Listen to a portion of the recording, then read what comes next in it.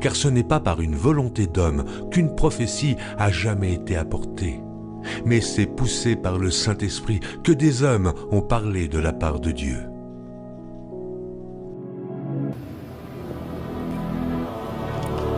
Salutations et paix, peuple du Seigneur Jésus-Christ. Technologie, arme fatale du dragon. Le 20 décembre 2023, j'ai reçu une vision dans laquelle j'ai observé des événements étranges se déroulant en Amérique. J'ai vu le pays utiliser une technologie secrète et extrêmement puissante, appelée Jade. Jade, cette machine dont j'ignore la signification de son nom, tel que communiqué par l'esprit, était détenue par les autorités du pays.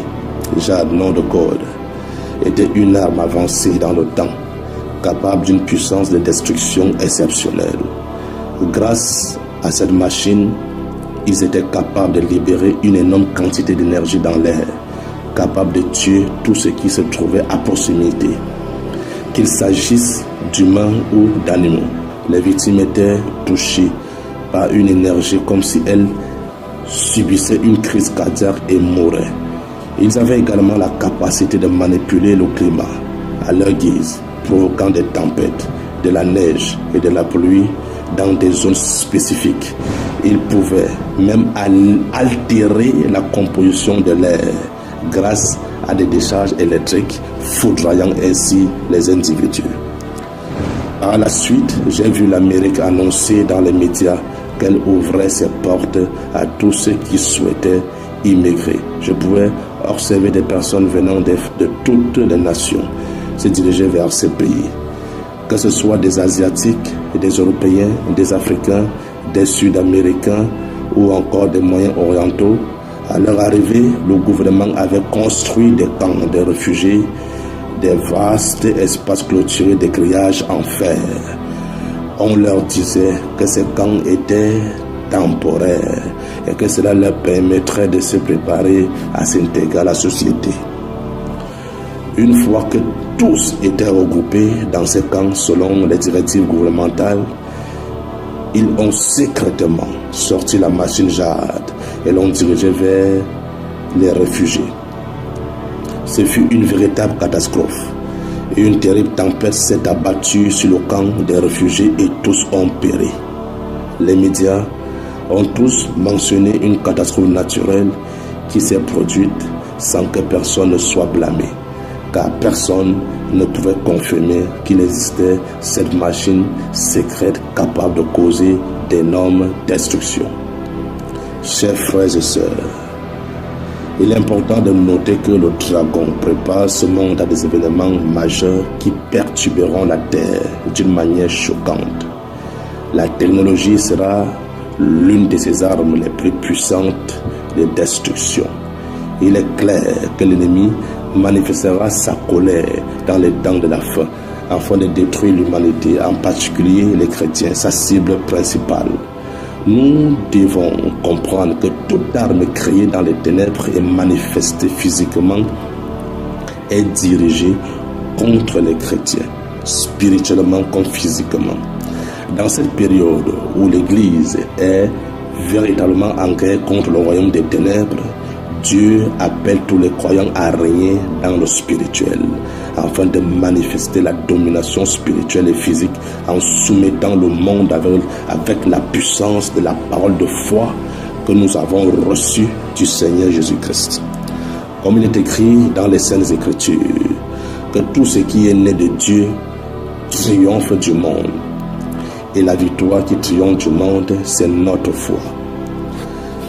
Le Saint-Esprit nous exhorte à comprendre que nous sommes actuellement dans les derniers jours. Il y aura des temps difficiles, ce qui rend d'autant plus nécessaire d'être né de nouveau véritablement. Ce qui est proposé est très dangereux, chers bien-aimés. Nous devons donc chercher refuge en Christ Jésus pour mieux régner et dominer sur toutes les puissances des ténèbres, comme le dit les Saintes Écritures. Ainsi dit la parole du Seigneur. Celui qui demeure sous l'abri du Très-Haut repose à l'ombre du Tout-Puissant. Je dis à l'Éternel mon refuge et ma forteresse, mon Dieu en qui je me confie. Car c'est lui qui me délivre du filet de l'oiseleur, de la peste et de ses ravages. Il te couvrira de ses plumes, et tu trouveras un refuge sous ses ailes.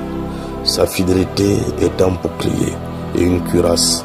Tu ne craindras ni les terreurs de la nuit, ni la flèche qui vole le jour, ni la peste qui marche dans les ténèbres, ni la contagion qui frappe en plein midi. Que 1000 tombent à ton côté et 10 000 à ta droite, tu ne seras pas atteint. De tes yeux seulement tu regarderas et tu verras la rétribution des méchants. Car tu es mon refuge, ô Éternel. Tu fais du Très-Haut ta retraite. Aucun malheur ne t'arrivera, aucun fléau n'approchera de ta tente. Car il ordonnera ses anges de te garder dans toutes tes voies. Ils te porteront sur les mains, de peur que ton pied ne heurte contre une pierre. Tu marcheras sur le lion et sur l'aspic.